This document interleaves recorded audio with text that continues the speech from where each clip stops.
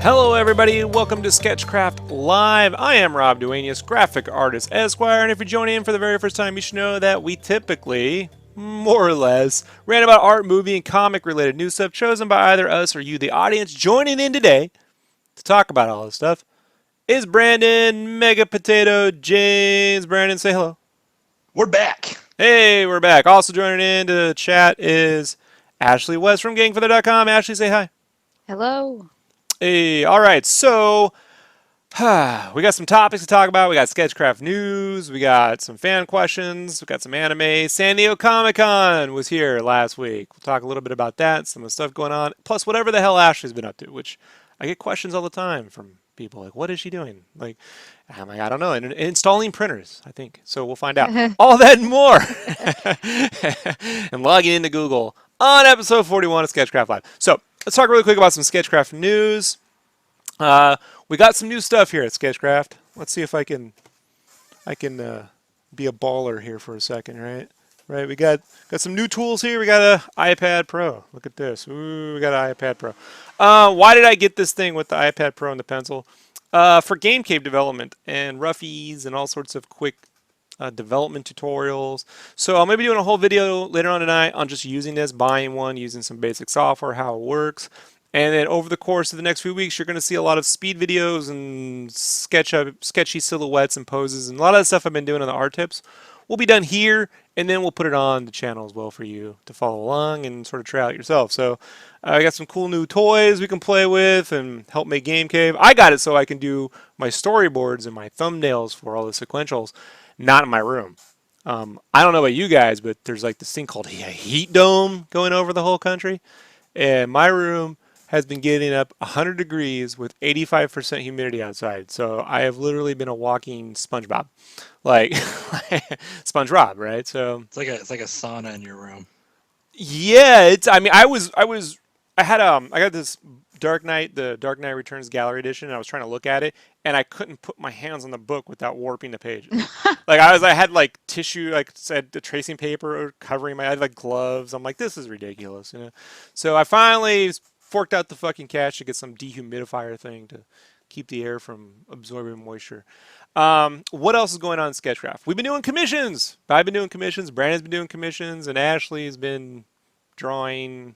You've been drawing your stuff, right? You've been working on. Pretty much, yeah, a lot, yeah. Someone asked me the other night during the stream. They're like, I love what she's drawing. I just don't know what the hell it is. Like, and I'm like, she'll explain that. It's my own stuff. I'll explain it eventually. Don't worry, it'll get there. Yeah, so that's what I told him. I said, don't worry, everyone's impatient, you know. Yeah. So, but in terms of commissions, we've been doing lots of those. Right now, I'm trying to do between 4 and 6 a month. So it's conservative, keeps the skills going. Right now, I'm kind of finishing up this kill thing. We can kind of show this here. So we'll do the background and the final highlights tonight. And then on top of that, I have a new cover coming out over at Big Dog Inc. I'm going to announce that. They got a Kickstarter coming up called Lights, Camera, Jungle. Lights, Camera, Jungle.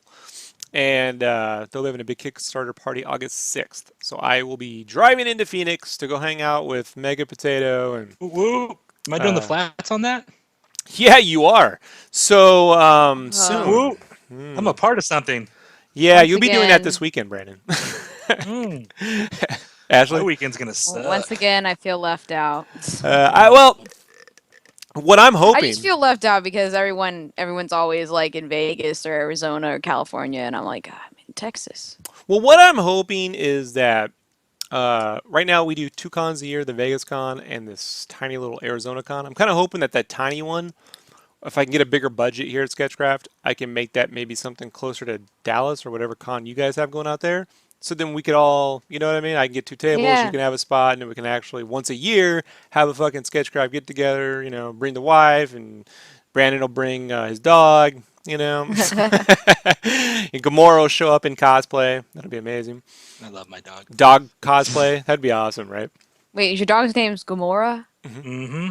That's awesome. Yeah. Thanks. He's got a dire green.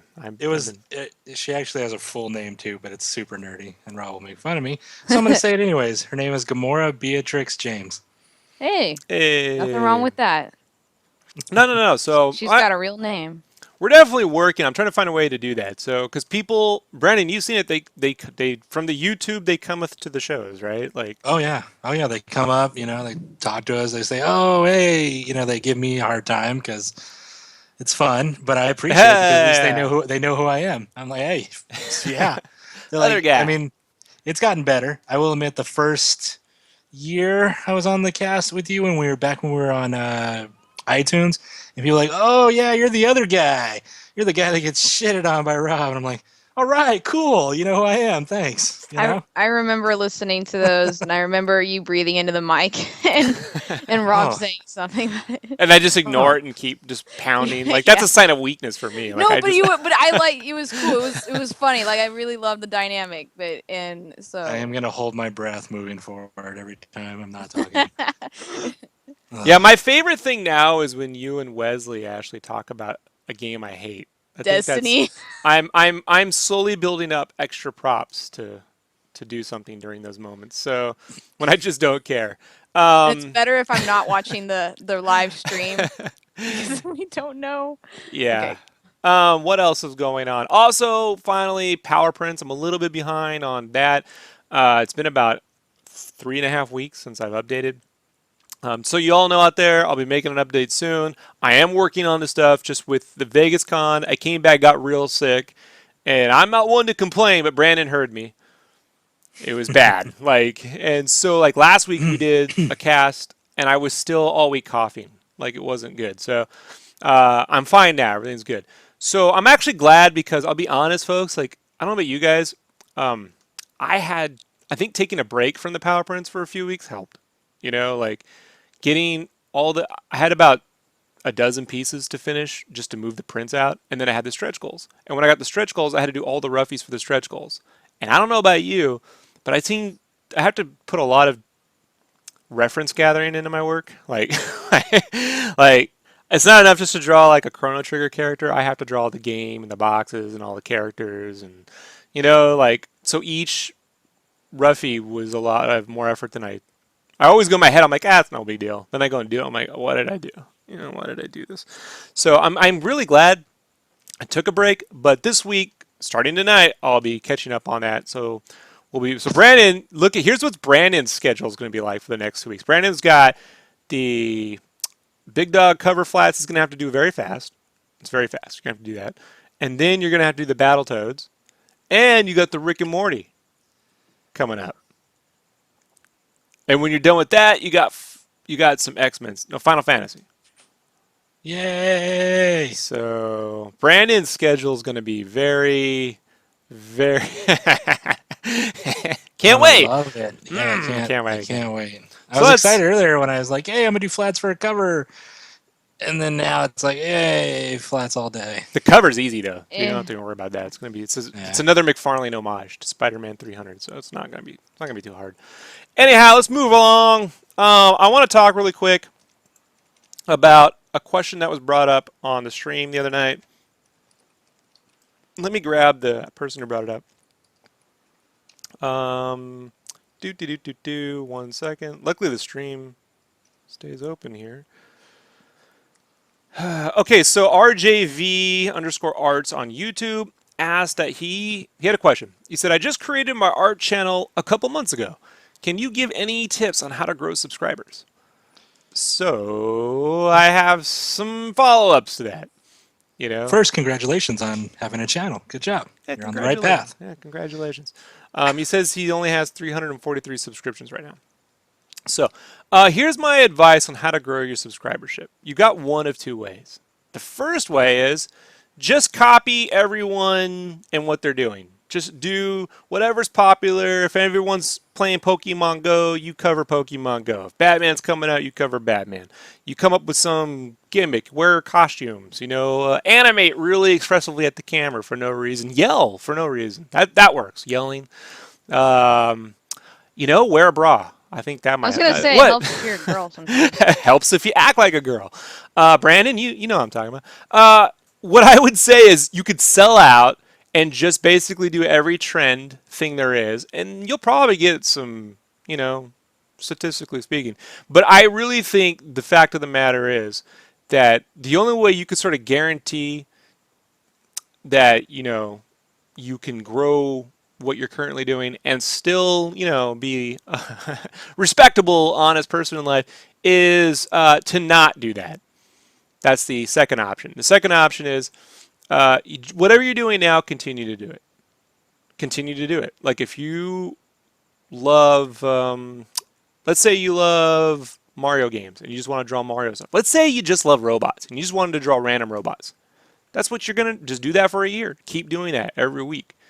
Draw them digitally, draw them traditionally, talk about your stuff, work on just your simple thumbnail design. When you promote it, work on your logo headers. Make sure your art's on Deviant, ArtStation, anywhere that's for free. Anywhere that's for free. I don't care if someone tells you you're not good enough or it's not popular enough. If it's free, you're good to go. And just slowly and systematically persist. Because the problem I sort of see right now is I get this advice all the time from people. They're like, Rob, if you just drew some more popular characters, you'd have all the people in the world, all the subscriptions, and all the views, Or, Rob, if you just submitted your art to Imagine FX, and you became Artist of the Month, you'll blow up. Everyone will know your shit, And, I've tried all that stuff, and, I got into magazines, and I've drawn popular characters. I got Batman stuff. It doesn't change anything. I think what's really more important is that you draw and work on the things that you enjoy doing so that the people who enjoy those things as well will discover you, probably through the YouTube. So you got to make sure not just hashtagging your videos, but describing what's in the video in the description header. I found that talking to YouTube, they did these YouTube classes. They every now and then they'll send you a letter if you want to join these things. They're free. And they tell you that although the hashtags work, YouTube really indexes its search based on the description videos. So that's why I put everyone's info, their Instagram links, their contact info, and the name and description of the podcast in that info box under the shows so that also gets into the YouTube Discovery Zone stuff. And then leveraging, things like Instagram, daily posts and stuff. And I'm just telling you, if you do that over time, you will continue to grow your audience base. Now, if you want to grow something overnight, you can't have change overnight on purpose. Someone might discover your work and you'll become famous overnight, and there you go. Congratulations. For the 50,000 people on the internet that are famous, there's probably another 10 million people on the internet plugging away at it. There's no formula for fame. I don't think it's the amount of subscribers. I think it's the kinds of people that are following you, and then whether they follow you from YouTube to Kickstarter or to, DC if you start working there, or to your Etsy store. You want to make sure these people kind of follow your work, And how can they follow you if you're too busy trying to be someone else? I liken it to comedians, if a TV show does some generic jokes or a movie, we go, well, that's kind of dumb, but whatever. But if a comedian does some generic jokes, we go, that person's a fucking loser, a knockoff. Because comedians are solo entertainers. You kind of want to know where they stand, what their take on life is. And I sort of feel as an artist, we have the same responsibility. People want to know where we're coming from. And if we're just going to do whatever is popular on the whim of the internet, good luck. Good luck with that. I would never. Could you imagine, because the Gem and the Holograms movie came out, I went and then was like, I'm going to do a big Gem and the Holograms piece to coincide with his movie release. This is so ridiculous, And yet you do see it, right, Brandon? When someone dies, how many, all of a sudden, there might be some legitimate tribute. Mass surplus. Right? There may be two people. There's a few people who. Let's say there's 1,000 people, right, that are doing it right. 40,000. You'll get so many more people that are doing it just to be on the trend than they actually care. They'll be like, oh, like when Prince died. Yeah, I listened to Purple Rain once, so I did a tribute piece to Prince. But then there's people who genuinely are giant fans where you've seen multiple pieces from them of prints. You're like, okay, yeah, that person cares. But a lot of people just jump on the band. Someone dies, I'm gonna draw his picture. I'm gonna wear his shirt. I'm all about that. It's like, well, where was the love for it before then? When bad shit goes down, people are like, yeah, I'm gonna support the cause. But it's like, where were you before that? It just people are just they follow the trends, which I mean, it just happens. But if you're trying to be an artist and someone who's genuine, whether it's music, poetry, drawing, it's like people recognize real. And if you're fake, people know real fast. And if we just started knocking off other artists' art with the internet and how it is, people find out real quick now. And if they don't, when they do find out, it's a massive wave of backlash. So if he has 300 subscribers, that's fucking awesome, because that means that's 300 people that genuinely, for the most part, like what you're putting out, and they want to Currently. currently they want to see what you're putting out. So I mean, that's awesome. I mean, I'm sure if I started a channel like that, I'd get 300 people. I barely have 300 on my Instagram, But to have people that genuinely want to follow you and care is a lot better than having 1,000 people who just hit your subscribe just to hit it. Someone actually told me, Ashley, right, back in February, we were at that amazing Arizona Con, and they were like, Rob, Batman v Superman's coming out. Be a good time to do a Batman piece. I'm like, fucking Batman's popular no matter when. Like, Exactly. Batman is never not even during Batman and Robin in 1997. He was still popular. Like, you kind of can't ruin Batman. So if you're going to do a Batman piece, either it's because you got a commission or you really want to do something interesting, But don't feel the need to I know you draw some retro gaming stuff, because you legitimately enjoy drawing Earthworm Jim, right? Right, yeah. So, That's my thing. I'd much rather draw Earthworm Jim than Batman. I'm not saying I don't like Batman. I like Batman. I just would rather draw Earthworm Jim. That's my style. That's my preference. yeah, and I think the thing too is just to be as visible and as honest as possible. And then, like anything else, it's just going to take time. Like I was telling Brandon the other day, comedians because that's like comedians and chefs are like the closest things I can sort of relate to like what we do is it can take 10 years for a comedian to really build their act. And what by act means get past all the bullshit and sort of actually find out what you are trying to say. And I think now, like myself, one of the compliments I get a lot too is people go, wow, Rob, like the show's honest. And I keep thinking, I'm like, well, I have been doing this professionally for 10 years now. And unfortunately, in my positions of employment, I've given my opinion way too much. Like, so I know where I stand on things, and I know, how that can negatively affect people. So, I've tried to make certain that this little spot on the internet is, it's my personal domain, but it's also a place where I want, I would like artists to be able to have honest conversations about things that matter, like how to install a printer. Like, I really think, like, we were going over this last night with you, Ashley, like it's unfair how different it is to install the same printer on a PC versus a Mac. Right? Like we had to jump through so many hoops. I don't understand how one person like myself, who really, I don't know about that stuff very much. That's just not me. How did they expect someone to figure that out? I don't even know if a tech support could help. Like, No, because they plus two, it helps when you have other people that are trying to use your their equipment for the same purpose. Like if a guy who's just sitting around, using a printer to print out pictures of fucking Pokemon all day to put on his wall, that's not why you're trying to use a printer. Right. Yeah. So I do think like moving in the future, I was telling Brandon, in art schools, I wish instead of charging people $300 for a book, they had a class on how to install the scanner, the printer, the Wacom tablet on a PC and a Mac and a laptop. Like how to actually, and you got to go through and do all that shit, make it all work. So I definitely think moving forward on the podcast too, as I replace my equipment, which over the next few years will happen. Just they break down every 2 or 3 years, folks. It's just the way electronics work now. I will have to do unboxing videos, how to install on a PC and a Mac, because like one of the problems we ran in with you was that on a PC you installed the drivers, it's all in one package. On a Mac, they're broken up into 3 or 4 different driver packages. It's not explained.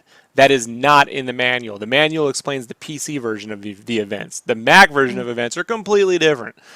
And then once you're in there, like, you know, the problems you're going to encounter and then how to deal with them, possibly under deadline. Could you imagine if you had to do that and there was a ticking time line going down, like you actually had a deadline, like you needed to print this shit Yeah, out, it would you be know? super stressful. Yeah. So, and not only that is like you have to sometimes know like tricks in like the maze of the hidden options within the Mac of things that you can do to, to get around your obstacles. I mean, that just knowing that helps so much. And when you don't know that and no one teaches you those things, it's just it's impossible almost. So that's like, again, getting back to the question, how to get subscribers, figure out what your focus is, what you want to do, and just start small and then sort of add on and revise as you go along. Every year or two, I come up with a new plan for the Sketchcraft thing. Like Brandon, you've seen the new YouTube plan, right? Yep. So, so there's It's gonna be awesome. yeah, but it's just constant moving forward and committing to the process. So time and persistence and quality of artwork. Focus on that. Don't worry on fame. That's my advice. So, Put out good work, and people will notice. Brandon, do we have any questions in the chat room? Anything going on Yeah, over there? yeah. I know we went over it before, and I'm sorry if I butcher the name, but Demare asked how to get into comic books, and I know we've gone over this before, and I didn't have an exact link at the moment to get into it with them. Did you want to go over it or post a link for that? He wants to know I how don't to get remember into. the exact. I know there was a podcast archive on that. So I will dig that up and get him that one. That being Mm-hmm. said, how to get into comics, my best bet, my best advice to you is figure out what company you want to go to. If it's Marvel, DC, Aspen, whatever, take an issue that they currently did of a comic book and redraw the last 4 pages based on The what's script. happening in the script. Not what. Don't redraw their art. Write down, if you don't have access to the script, just write down the description. Batman jumps here, says that, does this, whatever. Wonder Woman, yada, yada, yada. Take those and then show those 4 pages. If you want to draw sequential art, if you want to be an inker, only show inks. If you want to be a penciler, only show pencils. If you want to be a colorist, only show colors. They don't have the ability, time, or patience to see your colors and know you could also draw the comic. Right. So go to a con, take your samples, find an editor or a writer or anybody, ask anyone to look at your stuff, anyone at those booths, and Right. don't show image DC art. Don't show DC image art, vice versa. Right. So go And and go ahead. I was gonna say, and politely ask them because a lot of editors won't have the time or won't want to look at it. Hmm. So just make sure you approach. Say, do you mind looking over a couple pages of my portfolio or something like that? Don't just be like, put it on. Don't ever put it on top of their artwork or their table Don't unless carry an you iPad too and make them correct. swipe your grimy iPad. Like that's the Bring physical. actual Yeah. physical Yeah, pages like and a a nice portfolio. yes. Yeah. By the way, Don't set it on their table. they will not take your art with them. They don't have the room on the plane. Luggage is really a high commodity these days. So make sure you also have a business card that has a little sampler of your art. Keep it simple: your name, your email, contact, maybe a phone, and a little sample of your art on the back. That's the same art it's the same sequentials that you're showing them. So you might want to have 4 or 5 different kinds of business cards. Like you don't have to buy hundreds of them, maybe like 10 or 20, 50, the cheapest amount you can get, and just have a sample of that art so they can just take the business card. Hmm. That's how I did it, and I got work. I just stopped going because I'm like, I don't care anymore. I want out. But that would be what I would do. You will find success if you have entry level skills into those jobs and that they're available. If you don't, then they'll give you advice. You know, um, sometimes they won't. You If know, they do give you advice, shut up listen and to take. it. Yeah, don't interrupt them. Don't make excuses.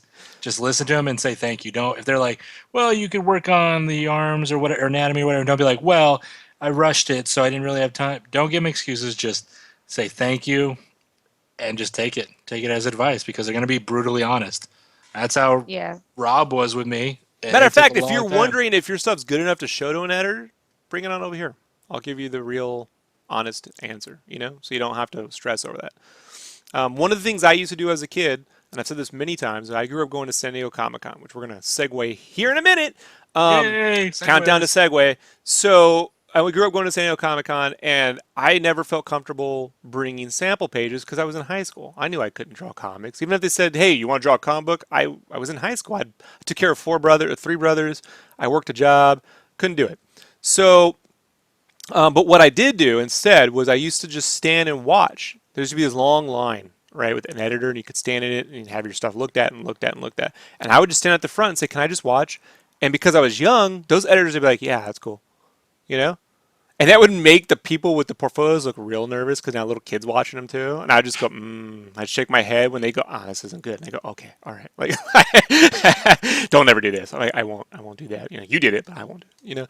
So I know it's kind of a dick move, but I learned a lot on what they look for. They look for making certain you're not redrawing, you're not plagiarizing other artists.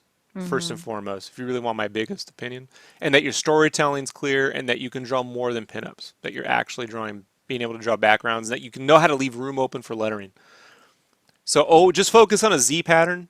That's my advice. Only do a Z pattern or straight down with the widescreen panels if you want to keep it simple, and make certain that you know how to leave room open for lettering, and that you're able to draw more than just poses. So that's a good start. All right, let's move on. Speaking of Comic-Con, segue. Guess what was this weekend, everybody? Brandon, what happened this weekend? Some little small convention called San Diego Comic-Con. I don't know if anybody's heard of it. It's kind of just a new thing going around. That's what happened. Thank you, Brandon. So, trying to give you the opportunity to talk. I'm trying hard.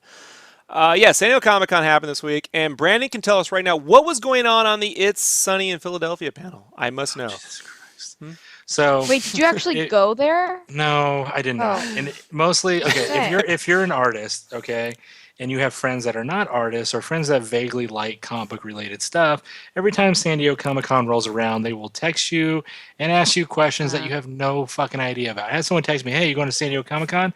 I said no. They said, "Oh, you think Always Sunny in Philadelphia is going to be there?" I said, "I don't know. I'm not going, nor would I know." And they're like, "Well, how would I find out?" I'm like, "I don't know. Go to the website." Then they go, "What's the website?" I'm like, "I'm not fucking Google or Siri. You have a computer, you have a phone, look it up." And they go, "Oh, my bad. I just really want to know if they were going to be there."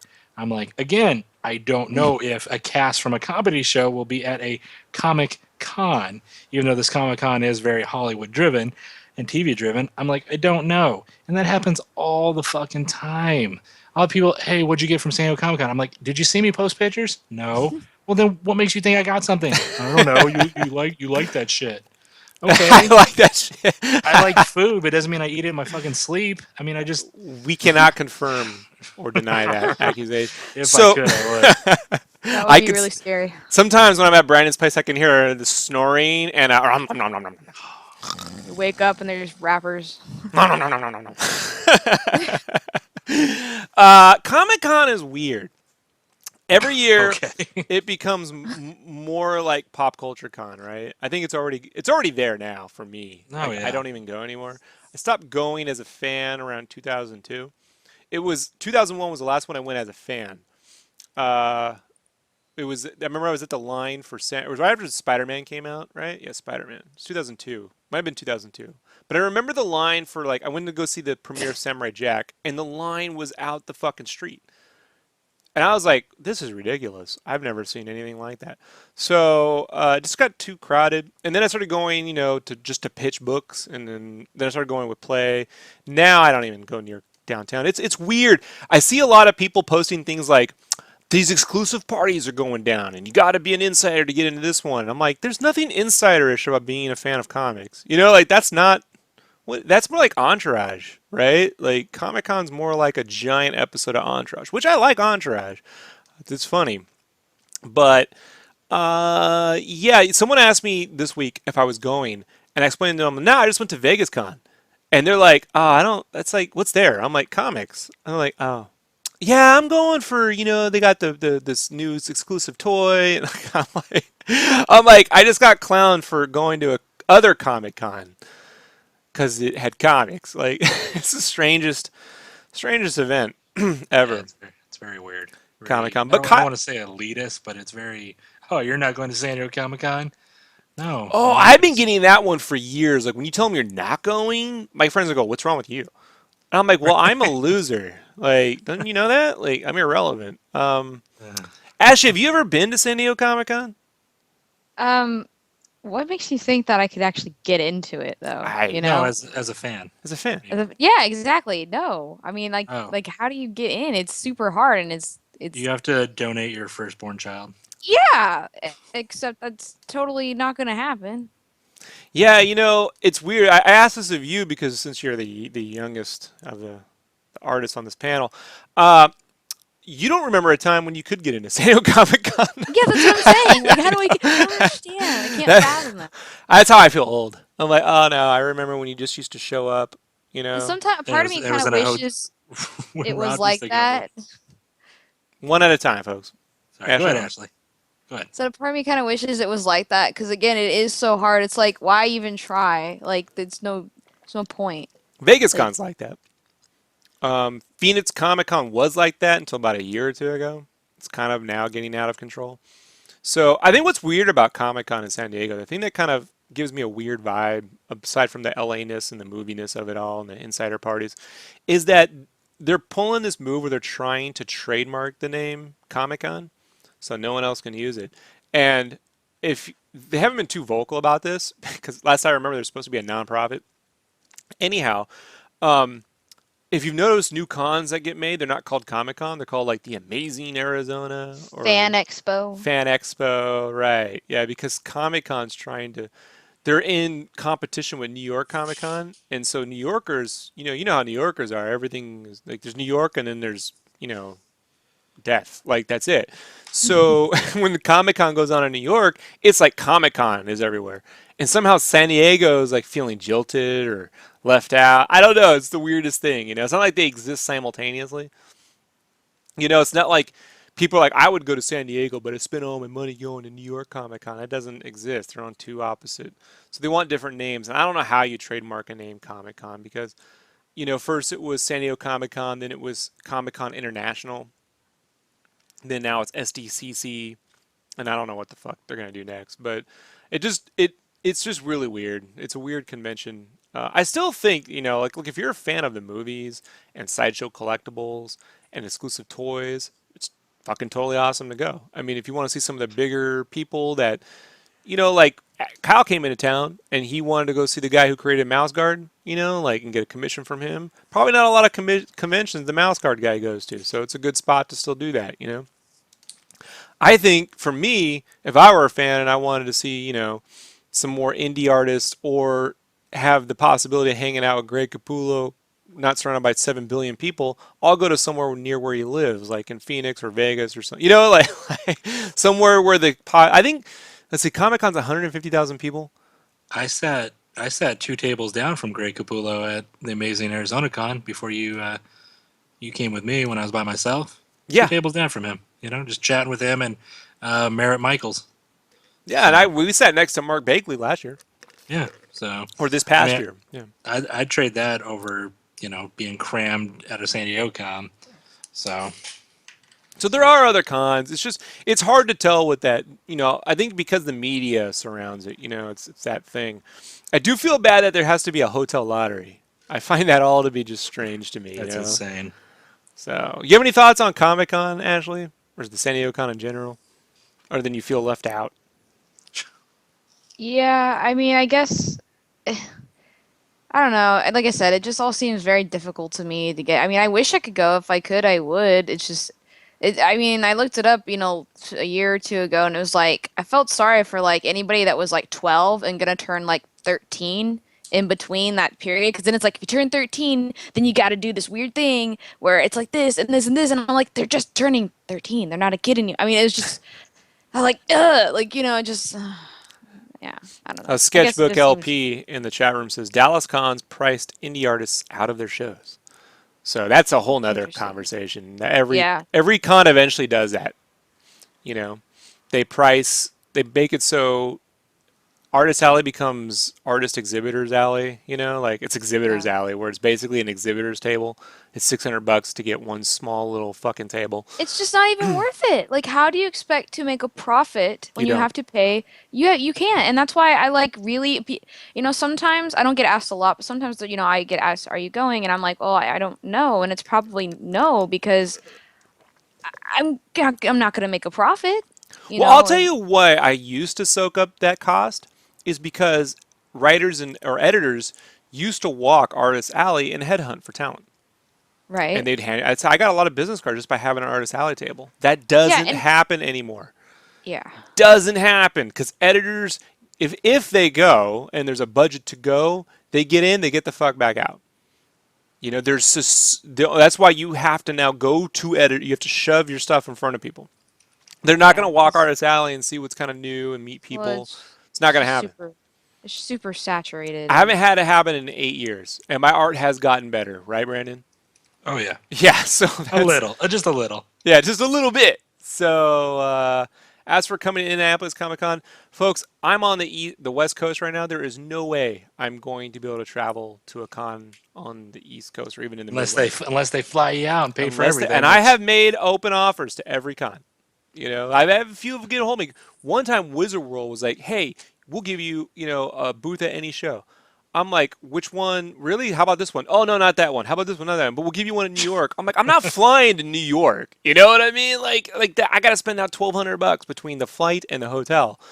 Like I could just get a table, like locally. Like so ridiculous. That's why like the Vegas con right now is the good one, and then for us, Brandon, and Right. then yeah. the Phoenix one is working out just because Brandon lives there, you know. But I don't know. I don't know. We'll see. In the meantime, we're here on the internet every day. I do want to show Well, you the. Go ahead. I was Um, gonna say real quick before we get started on another topic. Brandon brings up a good point in the chat I that do. I'd much rather do a Kickstarter, or like you said, you guys are doing the commissions. I think that's way more fruitful, Yeah, people and do want to meet you though, and they so do, and I do get that. I think But the I way to mean, do it starting. is if you have a fan base, even as small as ours, is and what I will be doing is either online Comic Con during Comic Cons, or if it's local, like San Diego Comic Con, I could be like, hey, I'll be at this table sitting here for like 4 hours if anyone wants to come over and get something signed or a free I'll sketch be or at something. this Dave and Buster's. Yeah, I'll be right here, Buffalo sitting Wild down and Wings. sketching. So I could see something like that. But I say that every year, and then I don't do it. So Maybe, Yeah. maybe next San Diego Comic Con, I'll come down and we could hit up a Buffalo Wild Wings or somewhere near a Starbucks so you can get your fucking coffee, and we do like $20 sketch. I don't know. I don't know. You'll make. well, it no, fun. I think if someone came over, I just have some pre-made black and white sketches, or they can get something if they'd like. Gotcha. But I think Um, in that event, I would probably need to have you here because, like this year, I wasn't going anywhere near San Diego, and then Collider was like, "Hey, we're doing a fan event Thursday between 5 and 9 at the Comic Con HQ, and then over at the Fox Sports Bar and Grill." And I'm like, it would be nice to meet the Collider folk because I do watch the show a lot. Then I started thinking, I can't believe I'm thinking about going to Comic Con to meet you two people. Like that's the only reason why I'm going down. Then I got real mad at Comic Con, and then I thought, well, so what? I like the show. They talk about comics. It's fun. And then I'm like, I can't. I don't want to drive downtown, or I'll have to park in Old Town and take the trolley in. And I don't want to do. I don't want to go anywhere. Like that's. And it's not that I'm against doing anything like that. I drive up to LA every few months to go see screenings of films that have screenwriters and Q&As and stuff. So I still do fan-based events. It's just I don't think people understand. San Diego was not designed for 150,000 people to show up anywhere. Okay? Right. This city is not designed for it. It falls apart. The traffic is worse than LA in that event. The trolleys are unmanageable. There are people that are on you. And then here's something else that happens when you get on like the trolley, which is just a really slow garbage can on wheels that runs around electrically, is you get on there, you're packed in with a bunch of people. It's hot, they don't run AC. And then these guys show up with like luggage bags full of t-shirts and credit card forms trying to get you to like sign up for credit cards and you get a free t-shirt and shit. You ever have this happen to you? Oh my gosh. Oh yeah, so now you're subject to their weird Oh, it's infomercials. so. It's crazy, and you can't anybody, and people do it to get a free T-shirt. Sign up right now for a credit card, get a free T-shirt. Like the Yeah. craziest shit. And I'm like, and then my all my faith in humanity goes away. And I start thinking Like, about. how are you human? Yeah, so it just conjure up a lot of horrible images. So if Brandon were here, I'd at least make fun of Brandon and feel better. Yeah, You know. I got one last thing to add about San Diego Comic Con. Ashley, you go to movies and you've been to like new releases and stuff. You know when you're walking up the little ramp into the theater and you're all crammed together into each other to get you're walking up and you want to go get your seat and everybody wants a good seat. That's what Right. it feels like to walk into Comic Con, walk around Comic Con. You're all crammed into each other, bumping into each other. You all want to go to the same fucking spot, same seat, and you're all in a rush and you have little time. That's what And everyone it is like. turns into like this grade schooler again. Oh yeah, it's almost like when you see those Black Friday videos where people are fighting each other and pushing each other to get to one thing because they I think there's saw only a a small fight. amount. I saw a fight break out in 2003. That was the first year I went to pitch a book, right? So I was just going in to pitch books for 4 hours and get out during mid hours because they're usually there between 11 and 2 or 3. You know what I mean? You got that sweet spot. People will show up and Uh-huh. then they're gone before 4. Professionals. They roll, dude. I went there and I saw a fight break out over the release of the Masters of the Universe figures. Remember they did that cartoon? Yeah. And they had this new line of figures that were very battle chasers, Joe Matty. I Right. saw this fight between 6 dudes break out just so they could buy the case. You know what I Action mean? figures. Yeah, and security had to come in there and pull them apart, and I'm like, holy shit, like if I had only had the phone, I would have been like, I'd have that shit to this day. Like, this is World why. Star. Yeah. So I do want to talk about something that happened during Comic Con really quick to wrap this up that I thought was pretty cool. If you all haven't seen it, Brandon, have you ever heard of a cartoon called Invader Zim? Yes, I have. So Invader Zim was a cartoon that came out back in 2000, early 2000s, around there. It's one of my favorite cartoons of all time. Well, the creator of Invader Zim, who also did a book called Johnny the Homicidal Maniac and Filler Bunny. If you have never read Filler Bunny, it's so funny. He was brought on to Nickelodeon, which is crazy after all these years because the word is that they hate him. They hated Invader Zim. They brought him You know on. why? Do you know why? Because the regime at the time just didn't like his humor, like Was it too? It was too dark. That's Too why. dark. or too No. tongue in cheek, Yeah, and I mean, I can think of some episodes of Invader Zim where there's one particular I'm like, yeah, that one probably didn't sit well, but It was genius though, so that's why it holds up. He did a TMNT short, and let me just quickly see if I can't just About 6 minutes long. bring this up here. So I'm not going to play any audio. We'll just come here. He did this short of Raph versus Donnie, which is a fight you'd never think you'd want to see. It's fucking amazing. Oh yeah. This right here is the best official Turtles stuff I've seen produced since the first Turtles film. Period. Period. Like, it's that good. It's better than the cartoon that's out right now, the CG one. It's better than that team up that they did. Brandon, am I understating it? Oh Like, no, not at all. And I mean, obviously we all know that how much me and you love the Ninja Turtles. And I've watched every cartoon series, CGI, everything over all the years. And this short right here just trumps everything. It gets the whole they're brothers, but they still want to beat the shit out of each other. It gets it all. Like it just the mood, music, the editing. the voices. Yeah. Adam Devine, very funny comedian from Workaholics and Mike and Dave Need Wedding Dates. He does the voice of Raphael. Like even the voices on this were just spot on who he picked, and it's just cool because you never think Donnie, the nerdy one versus Raphael, the bruiser fighting. It's always Leo and Raph, but them two together is just it's epic, and they just beat the shit out of each other. They're spitting out teeth. Let's not spoil it, but let's just say it is worth every second of your enjoyment, right? It Period. It is bar none, super creative. For me, since the first Turtles film, in terms of mass media, the only thing that I've enjoyed is I enjoyed parts of that CG cartoon movie they made, like the Raph versus Leo parts. I didn't enjoy the Pokemon parts. And I enjoyed, there's a live action video where these 4 Asian dudes kind of wear like Turtles style clothes and they got the Metal Gear Revengeance music, and It's this little short they made. It's fan film, and they basically represent the turtles, and that's amazing. That's like the turtles. And then there's this cartoon. That's it. I don't care about the Michael Bay movies. So glad that last movie tanked. So glad. And Nice. the new cartoon's fun. It's cool, but it's very safe. You know, there's something about the turtles for me when I was a kid that was it was funny. The comic book, the actual comics, not the cartoon, but the comics were actually funny, but they were also edgy. And this, I think, is the perfect blend between the cartoon fun and the edginess of the comics, you know? And I wish to God they give Yonan Vasquez his own series, you know? Even if it was just webisodes, you know? Like remember they did the Clone Wars 2D cartoon and there were like 2 minute little things? Right. Or Like, like the Batman little shorts, like the Chinese Shanghai Batman, that things was like amazing those. too, right? Yeah. Yeah. So, Ashley, homework for this week, right? Watch that.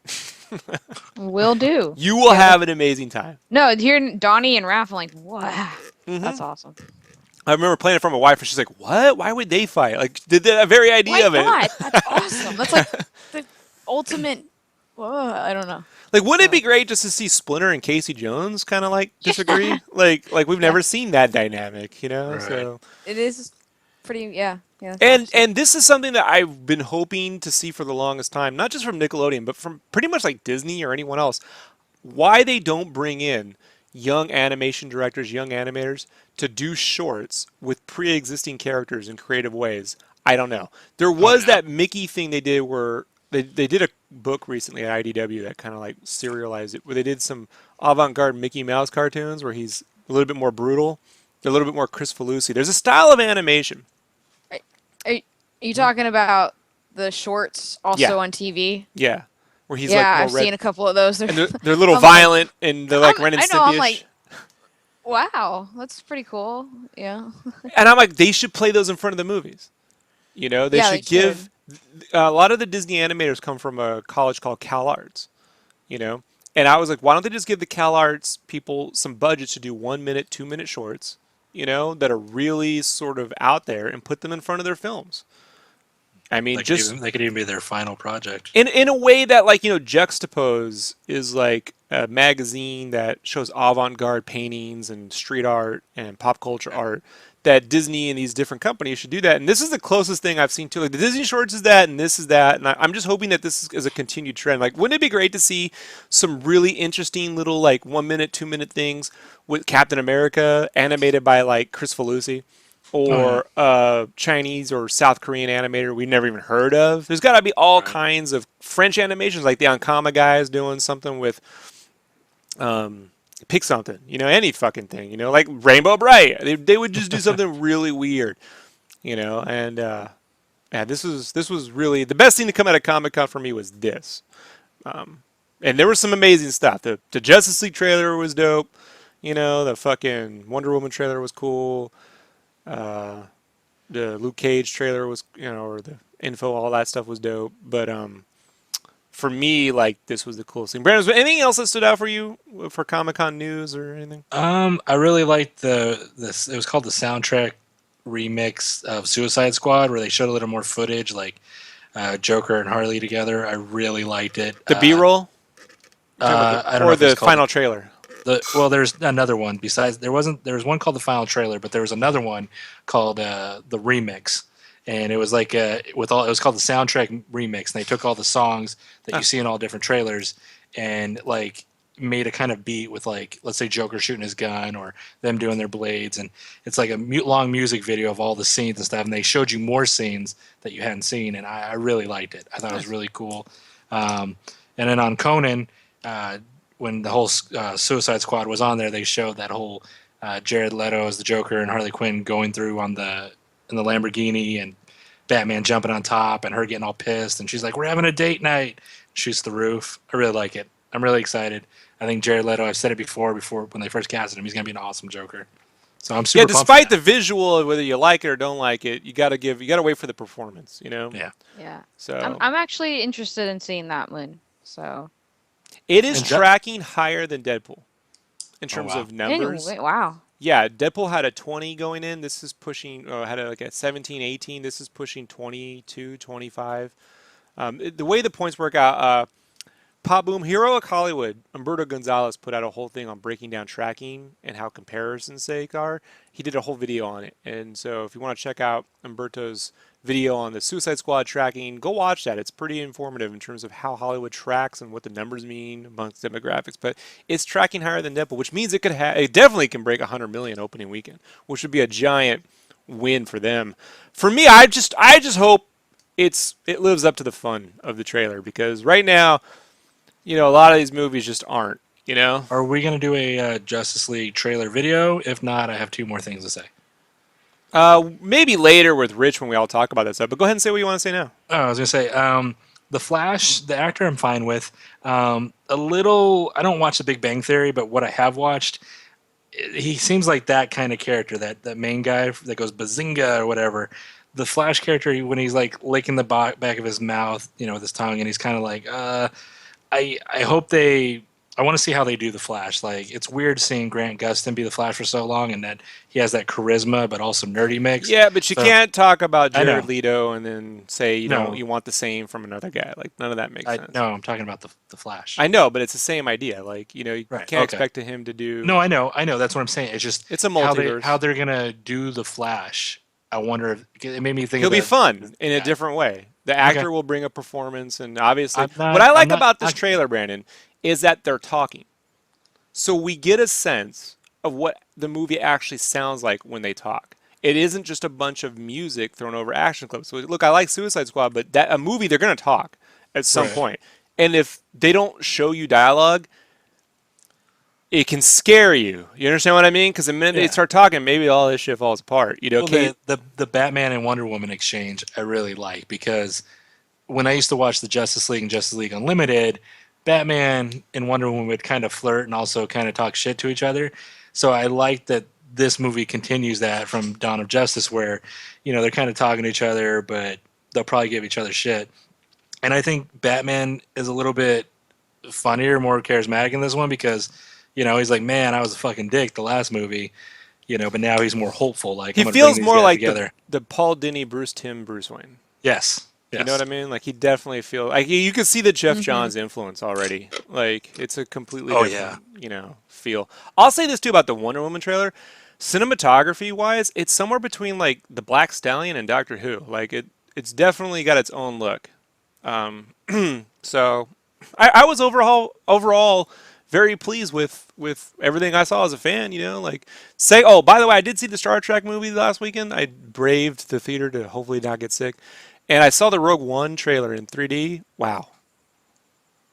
Oh, Wow. Yeah, their 3D post-conversion work on that is amazing. And maybe it's because they shot it digitally. I wonder. But all I got to say is when Rogue One comes out, see it in 3D if you like 3D. For real. A big difference. All right, everybody, I want to wrap this up. Ashley, you have anything you want to add? All I heard from about really San Diego Comic-Con, I was listening to Kevin Smith's podcast, and he said he was on a boat. On a And boat! he was on a boat, yeah. And he was it was the IMDb boat, and he interviewed a lot of people, and he was interviewing he interviewed Newt from Aliens. Nice. Oh wow. And and her little story, I won't go into it, but it was interesting because she never did anything except for Newt. That was the only thing she did, and she made the decision herself as a child that she just wanted to be a kid, and that's what she chose. She chose to be a kid, and she didn't want to do anything. But now she's a teacher who teaches. They actually found her at a school. That's how they were looking for kids, and they just went to a school and picked out a whole bunch of kids, and they picked her. And so yeah, that's kind of like her little story in a nutshell. But it was interesting. So Yeah, she was there for the 30th anniversary of Aliens, the sequel. yeah. And so Jim Cameron was there. I thought it was going to be a panel where everyone gets to ask questions and they're all lined up, and it wasn't that at all. It's a carpet where the interviewer asks them Twitter questions, and the sound sucks. So if you watch the Aliens 30th anniversary live Q&A, it's fucking horrible. Like, whoever put that together whoever produced that needs to be smacked. That was bad. So it was a fucking waste of talent. I mean, I can't hear Jim Cameron. I can't hear Gail Ann Hurd. I can't hear Sigourney very well. It's just whoever produced that really, really fucked up the thing I was looking forward to the most. On the upside, Jim Cameron did announce that they did a 4K scan of The Abyss, and that will be coming out in the next year or so. Oh. So, and I imagine a 3D post convert too, because I have the 3D version of that documentary he did where he went to the Marianas Trench, and they do show clips from his movies in 3D in that. And there's a few Abyss clips in 3D, and it's fucking amazing. It's genius. It's so good. That movie kind of blew my mind when I was a child. I was It's like, made for 3D too, because they shot yeah. underwater, and it's impressive. If you can see that Marianas Trench documentary in 3D, get it on the Gear VR or whatever you can, Oculus, just watch it in there. Just to see those clips is amazing. It's worth it. So, all right, Brandon, is there anything else you want to bring up? No, you're good. I'm hungry. Huh, shocking. Well, don't worry. You'll be taking a nap soon. You'll eat plenty. I skipped dinner. All right. Sorry, I just got a joke. All right, everybody, we're gonna wrap it up. Was that a hibernation joke? Like Okay, Brandon, that's good. Let's end this now before it goes crazy. I got other stuff to do. We got places to be. So we'll be back soon with more SketchCraft Live. Ashley, where can we find you on the internet? You can find me on Instagram, YouTube, and Facebook, and I'm Gangfeather. And links are in the comments below, right? Links to all your stuff is below there. And same with Brandon, right, Brandon? Yep, find me on Instagram at leadheavy, Lead heavy. That's my main place to go. And megapotato.com. So we'll see you there. See you on the next SketchCraft Live, everybody. Bye. Goodbye. Bye. Dum dum dum dum dum dum dum dum dum dum. See if this thing will actually look at this.